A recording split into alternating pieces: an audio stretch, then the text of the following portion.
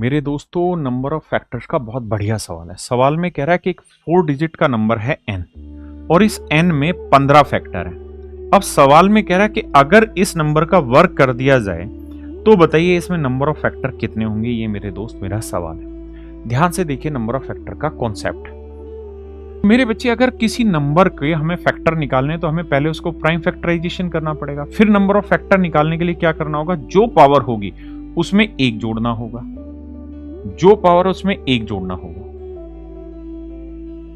इस तरीके से मेरे दोस्तों आपके निकलते हैं टोटल नंबर ऑफ फैक्टर। और हमें टोटल नंबर ऑफ फैक्टर जो n के दे रखे हैं वो दे रखे हैं 15। तो आप ये देखिए 15 किन किन संख्याओं का मल्टीप्लीकेशन हो सकता है। तो आप कहेंगे 15 तो सर 3 गुना 5 का ही मल्टीप्लीकेशन हो सकता है या 1 गुना 15 हो सकता है। बस यही दो ही ऑप्शन है, क्योंकि 15 के दो ही टुकड़े बनते हैं, 3 गुना 5 या 1 गुना 15।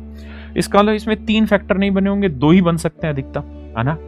अब मेरे दोस्तों, अगर 3 गुना 5 बना है तो इसका मतलब x की वैल्यू रही होगी 2 और y की वैल्यू रही होगी 4, तभी ये संभव है। इसका मतलब जो n है वो नंबर ऐसा रहा होगा कि a की पावर 2 गुना b की पावर 4।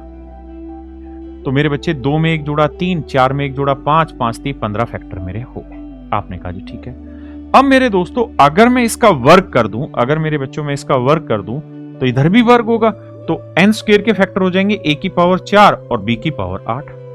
आपने कहा जी बिल्कुल ठीक है। तो 4 में 1 जोड़ा 5, 8 में 1 जोड़ा 9, तो मेरे बच्चे नंबर ऑफ फैक्टर जो आएंगे वो 45 आएंगे। एक तरीका ये हो सकता है। दूसरा तरीका ये भी तो हो सकता है कि 1 गुना 15 बन रहे हो, लेकिन 1 गुना 15 का मतलब तो x की वैल्यू 0 ले रहे होंगे। इसका मतलब इस केस में मेरे दोस्त फिर आपकी a की वैल्यू बन रही होगी। यहाँ n की वैल्यू a की पावर x होगी और x में 1 जोड़ के 15 आ रहा है, तो यानी x की वैल्यू रही होगी 14। तो यानी n जो होगा ना वो a की पावर 14 होगा, तभी 14 में 1 जोड़ेंगे 15 फैक्टर। और अगर मैं n स्क्वायर करूंगा तो ये हो जाएगा 14 दूनी 28, तो n स्क्वायर के फैक्टर हो जाएंगे 29।